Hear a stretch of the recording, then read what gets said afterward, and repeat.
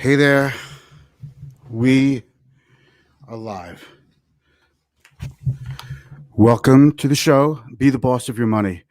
Hey, if you're new around here, my name is Mitch Goldberg. I'm a financial advisor with the wealth management firm Client First Strategy. It's a live show. We've got a few big things planned today. Every day there's something big because that's what we get in the markets. I think we're spending too much time in the markets, believe it or not, because most of what we should be doing is concentrating on our personal finance, and the market will actually take care of itself. So now that I've told you how boring things are and you don't even need to pay attention to the market, I still want you to stick around, watch the show. Let me see, get my banners out there, get the ticker going. And now we're going to roll the intro because we're not only going to talk about the market, worst first quarter ever, S&P 500 down 20%. We're also going to talk about some more stimulus, some goodies in there for retirees, and a couple of other nifty things that you need to know about. So let's roll the intro.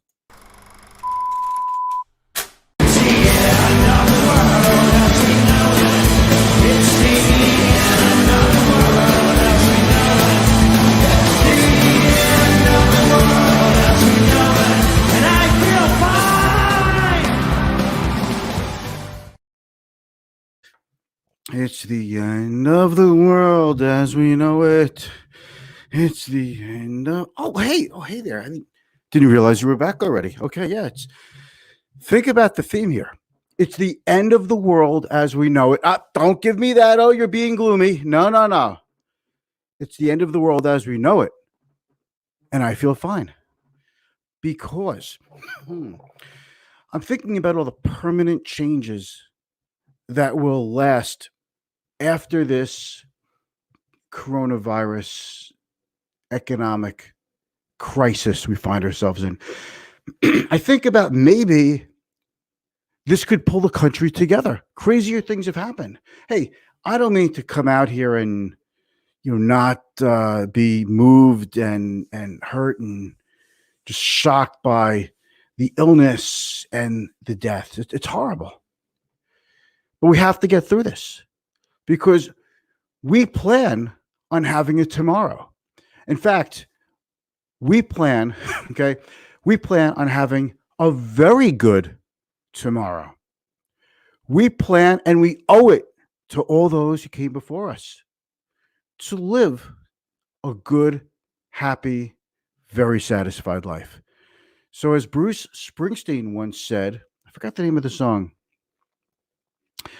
it ain't no sin to be glad you're alive. It's going to come back to me because I'm a Bruce Springsteen fan, but I haven't heard the song. In Badlands, is it? I think it's from, Bruce Springsteen, Badlands. I'm sure somebody will tell me if I'm right or wrong about that in the comments.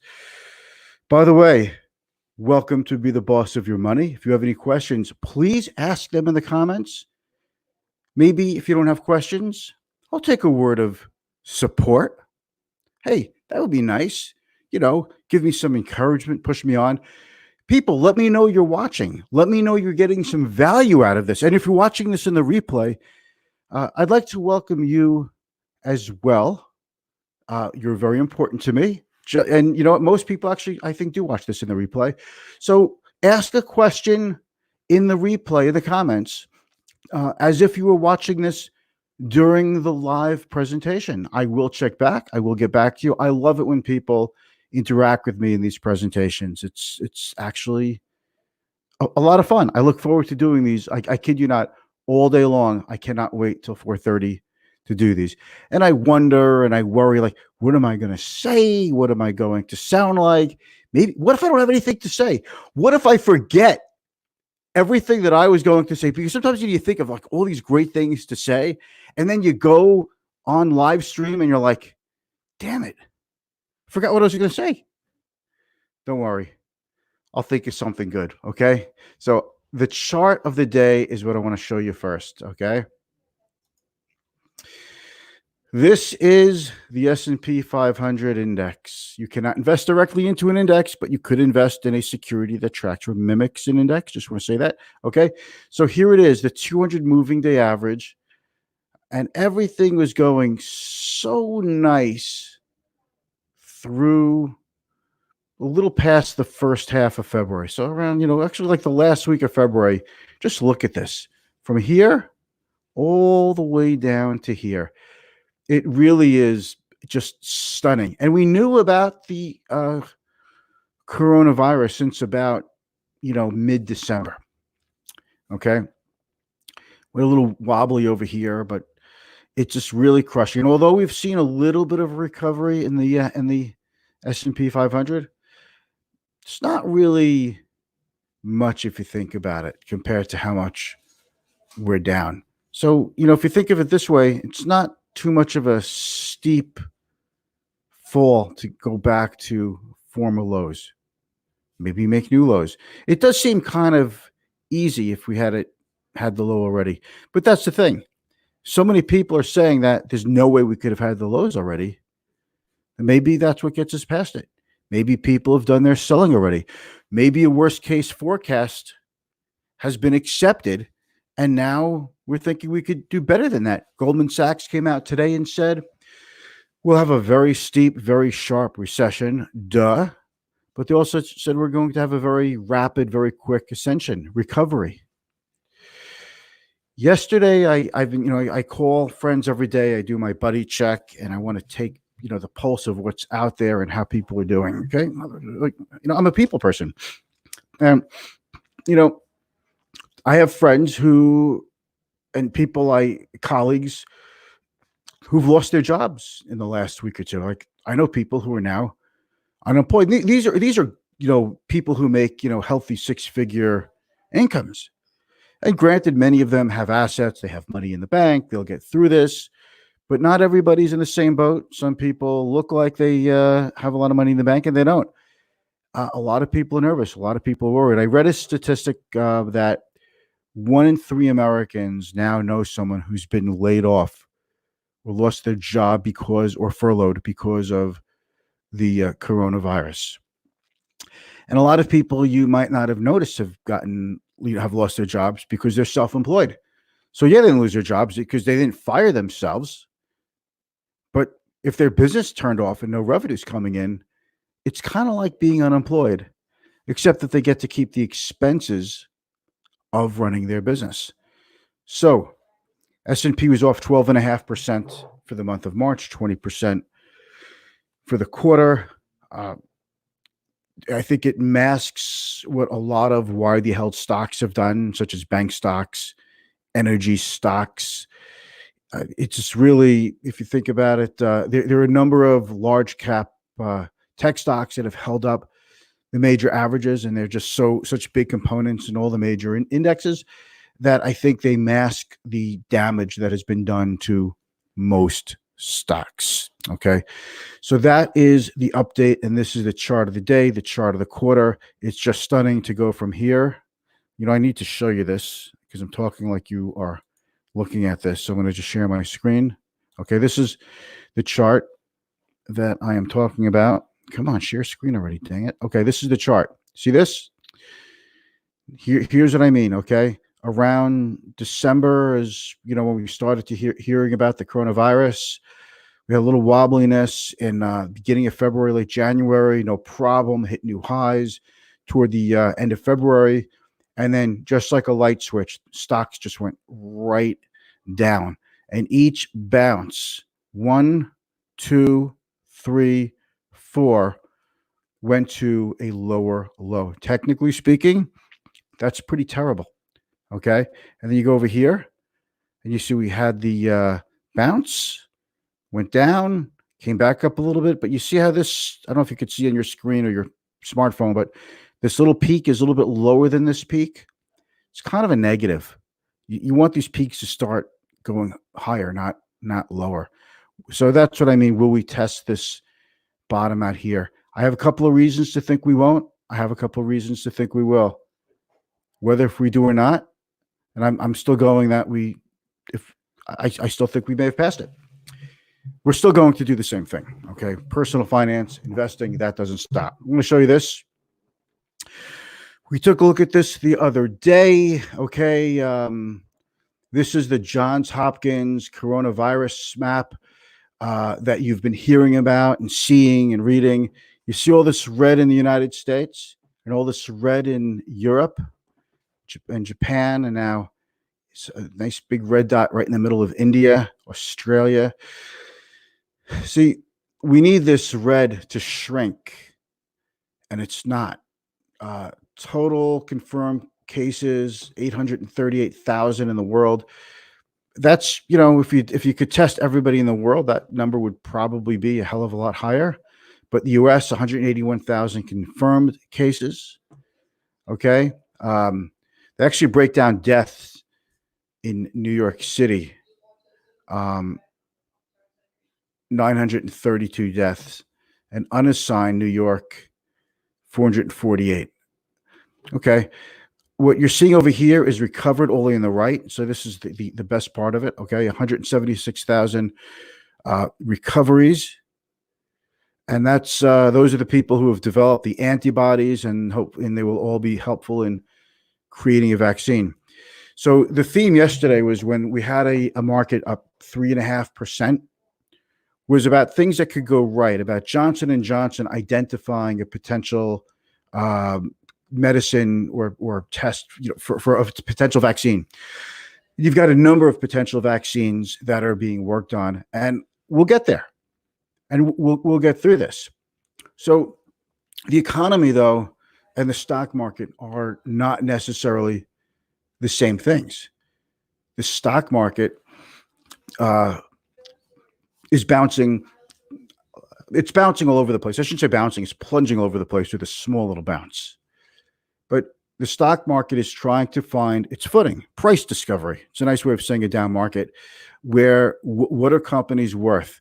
What are earnings going to be like? And nobody really knows. It's just people, analysts are saying, hey, this is something that could work, and we'll see how we'll just pick good companies. But there are a couple of problems that investors need to face. Okay. The first quarter earnings. Okay. Today's the end of the first quarter. So today is Tuesday. By next Tuesday, Wednesday, you're going to start seeing first quarter earnings come out. And I think we're going to get a kitchen sink quarter. What that means is when corporate managements throw in all the bad news into one shot. They're just going to take it all out. They're going to cut dividends. They're going to reduce estimates. They're going to guide analysts lower in earnings and revenues. And it's just going to be a very bleak earnings season. And as many companies said, they're withdrawing their earnings forecasts. They haven't given an indication of how bad they could be. That's what I think you're going to get. And I think you're going to get a lot of dividend cuts. We've already seen a lot of dividend cuts, believe it or not, but I think we're going to get a lot more. And there are some companies out there where I'm just as an example, I'm not saying AT&T, for example, is cutting their dividend, but when I look at their earnings, which is a lot lower now than their dividend, and I look at Chevron, who swears they're not cutting the dividend. Companies always say they're not cut. Put it this way. Every company that has cut their dividend that I have ever seen in my 30-year career said that they're not cutting the dividend first, and then they cut it. It's almost irresponsible for management not to cut a dividend, because the ultimate goal is to keep the company alive, keep the companies surviving so you can get through a tough time. So this is the map of red, the map of death. Yeah, I know that's negative, but it is what it is. I can't not address what's happening without talking about this. Okay. Unemployment insurance. The government is working on a web. Okay. Let's talk about the stimulus checks for a second. The stimulus checks are based on your 2019 tax return. If you didn't file your 2019 tax return, then, the IRS goes by, the Treasury goes by your 2018 taxes. Okay. And when you file your 2020 taxes, it's possible you may owe the money back. It's possible. A lot of experts feel that you won't have to actually give the money back. But the point is the IRS is going to send you the money. The Department of the Treasury is going to send you your money, most likely it'll be wired into your bank account because that's the information that the IRS has on you based on your previous tax returns. The government right now, I just wanted to highlight this, I don't know if you can see that, is working on a web-based portal where individuals who do not have their direct deposit on file with the IRS can provide their banking information. So I'm assuming that you'll also be able to check to see if they have the correct banking information or your most recent banking information, because maybe you've switched banks. One person mentioned to me that they went through a divorce and they're no longer using the same checking account that was a joint account with their ex-spouse. So you never know. So it'll behoove you to check. Okay, there's a lot of news going around, and it's really, there's so much news going around. But on a personal finance issue, it's expected that there will be a wave of companies that stop their 401k employee match, their rather employer match. Okay, so that could happen to a lot of people. Now, one of the things we addressed yesterday are with regard to the CARES or the Stimulus Act that we're hearing about, that's already passed into law. It gives people the opportunity to not get foreclosed on or not get evicted. It gives you a lot of optionality. I suggested to people, if you are in a position where you're worried about your cash or you need to cut expenses as quickly as you can, you could try calling your credit card company, your auto financing company, mortgage company, landlords, etc., and see if they'll give you forbearance, meaning a break for a certain amount of time on making payments or minimum payments or interest only, but without hurting your credit score, and see what it'll take. Because, when we come out of this, you don't want to get hit with like 3 or 4 months worth of all your bills in one shot, because then you're going to have an even bigger problem. So be responsible about it. If you can make payments, you keep doing it. Now, I know this is not the problem for everybody. I have a lot of people watching this who won't have any problem with what's going on now. But it does affect us all because it affects the whole entire economy. So let me get out of the share screen, stop screen. Okay, now it's just me, and you get to see my my big face. Okay, some things for retirement holders. Now, if you need cash and you have a retirement plan at work or an IRA, you could take out up to $100,000. Like a 401k, you'd be able to take a hardship withdrawal or a loan for $50,000. Now you could just take out $100,000. It's supposed to be for a hardship, but you could self-report that it's a hardship. The burden of proof is actually very low, so you could just take your hardship withdrawal. If you're under 59 and a half, you take a hardship withdrawal from an IRA or from a retirement plan at work. You won't get hit with a 10% penalty if you're under 59 and a half, and you've got 3 years to pay the taxes. And of course, if you put the money back in within that period of 3 years, then you don't have to pay the taxes. So this is something that if you are really pressed for cash and it's a matter of a roof over your head, then you have to do what you have to do. And there is no shame in doing what you have to do. Okay, so that is one more benefit of this stimulus package. There's already talk about the next stimulus. President Trump is talking up a $2 trillion infrastructure spending plan. We've been hearing about some $2 trillion infrastructure plan for years now, so maybe this will be the year that we get it. Or will it just be more money sent to everybody? Because $1,200 or $2,400 for a married couple not making more than $150,000, it's not a whole heck of a lot of money. It helps. I'm not saying you shouldn't take it, but I have a feeling we could be back at this again. It all depends on the trajectory of the coronavirus, the level of new infections, and the level of deaths. So if we could bend the curve, you see, a lot of people talking about the flu and say, well, hundreds of thousands of people in some years around the world have died from the flu. And in this country, we've had, 40, 50,000 deaths and more from the flu. The thing is, the flu is a flu season. It kind of starts in August, gets heavy in October, peaks in like February, and starts to peter out in like May. It doesn't hit everybody at the same time. That's the thing. The COVID-19 issue is that it's just a matter of such a spike at one time that we don't have enough hospital capacity for people who are really ill, who really need help. So I just hope people understand that it's not so much. I mean, the numbers are massive, but it's the numbers at the same time that really is the frightening thing. So let's just take a look who's out there. We'll check to see. Okay, we're going into activity, posts. Got a few peeps out there. Thank you very much. Love saying hellos out there.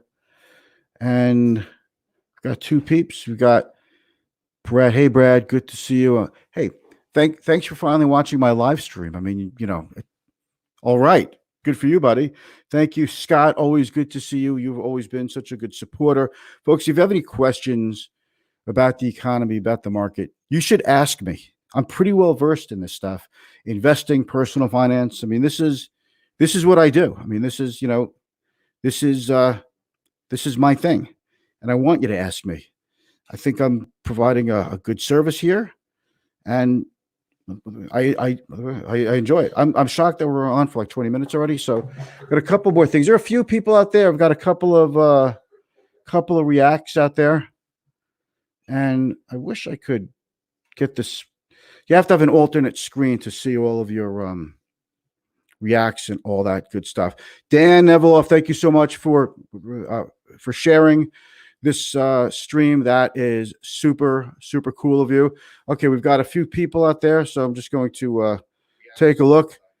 Dan, which industries would you absolutely stay away from in the near future? Okay. Andrew Goldstein, a friend of Dan's, also says the making videos on Facebook industry with a wink. Yeah, you're really funny, Andrew. You're not. Okay. Hey, Ross, it's great to see you, man. Thank you so much. Hirsch. Hey, Andrew. Another Andrew Hirschon. Hey, we have had 3 strong years of the market under Trump until this horrible virus occurred. If the market gets back on track the end of the year and Biden winds up getting elected, do you think you see volatility in the market again? Thanks, brother. Thank you, brother. Hey, Russell, good to see you, man. If you need cash, call Mitch. Well, I'm not a bank, but I appreciate that. That's actually pretty funny. You know what, Russell? I got nothing. It's rare that I have nothing, but you stunned me. Okay, so getting back to you, Dan, what the industries that I would avoid?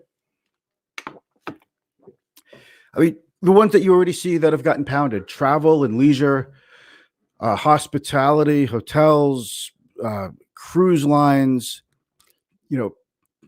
publicly traded restaurants. These are the places that nobody could touch. Maybe the only thing that you could touch that has a personal touch to it is Disney. I would say that's the only one, just because they have Disney Plus and they have the financial wherewithal to lean on other businesses and the balance sheet to survive this tough time. Other places that I would avoid global companies that rely on global demand. So mining, that sort of thing.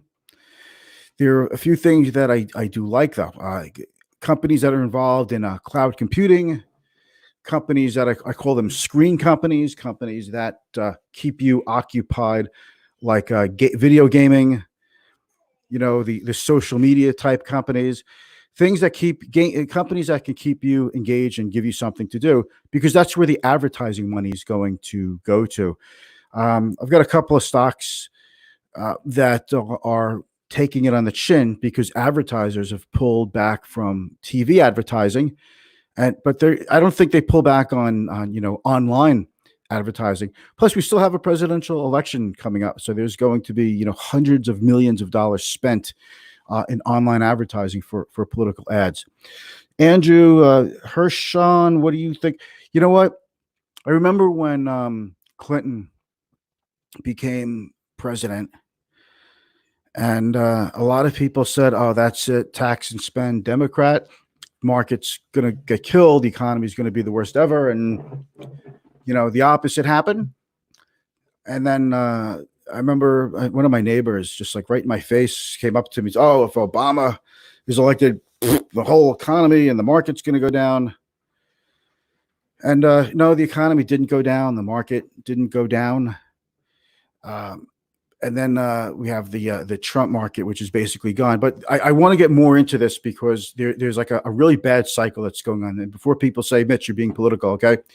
I've written about this in the past, but one of the reasons Clinton had it so good is because he came in right at the tail end of a recession, and he benefited from all the Fed policies and fiscal policies that were taken during the George H. Bush years. I mean, George H. Bush's economy was doomed because he was following Reagan's economy. And then after the great Clinton years, George W. Bush comes into power. I mean, the economy had nowhere to go but down. And then when Obama came into the presidency, it was during it was toward the end of the Great Recession. The economy had nowhere to go but up at that point. And then Trump comes in after a pretty good economy and recession, and he tried to juice it as much as he can, a lot of, stimulative things for the economy. But, a cycle is a cycle, and you just can't, there's nothing you can do about it. People have tried, politicians have tried to bend the curve of cycles forever, and rarely does it work. Okay. What got us out of the Great Depression? World War II. Okay. So, do I think Biden is necessarily bad for the economy? I mean, he's considered a centrist as far as Democrats go, and I know Republicans will say he's a total lefty, but I don't necessarily think so. I think it really depends on where the economy is and the stock market are, next January 20th. If he wins, if he doesn't win, well, we could still see a big bounce back. So I don't think it really matters so much, except for that because the Fed just has an open-ended Fed policy now in terms of what the Fed will buy and how much money it'll pump into the economy. We had this $2 trillion stimulus package passed last week, probably another one coming up soon. I think you take all that monetary and fiscal stimulus in a couple of months when we start to come out of this coronavirus-induced recession. I think that's going to juice the economy and the stock market big time. Anyway, so I don't necessarily think that it's going to be a bad setup for whoever is president after the coronavirus crisis passes. So I hope that answers your question. It's a darn good question, though, and I think it's a question a lot of people are asking, and I'm glad I had a chance to answer it live right here with a timestamp, so I can't get away with it. Hey, Jess, my daughter, I love you, sweetheart. Disney. Oh, yep. I just wrote that. Okay. Okay. Yes. There you go. I'm ahead of you, Mitch. You are, Scott. And hey, Patty. Good to see you. Thank you. Really good to see you out there. That's about it. I don't really think we have too much else to talk about today. We'll have more. So please tune in every day, 4:30. I will be doing these live streams. You can always catch it in the replay. I'm Mitch Goldberg, and that is a wrap. Thank you. See you next time.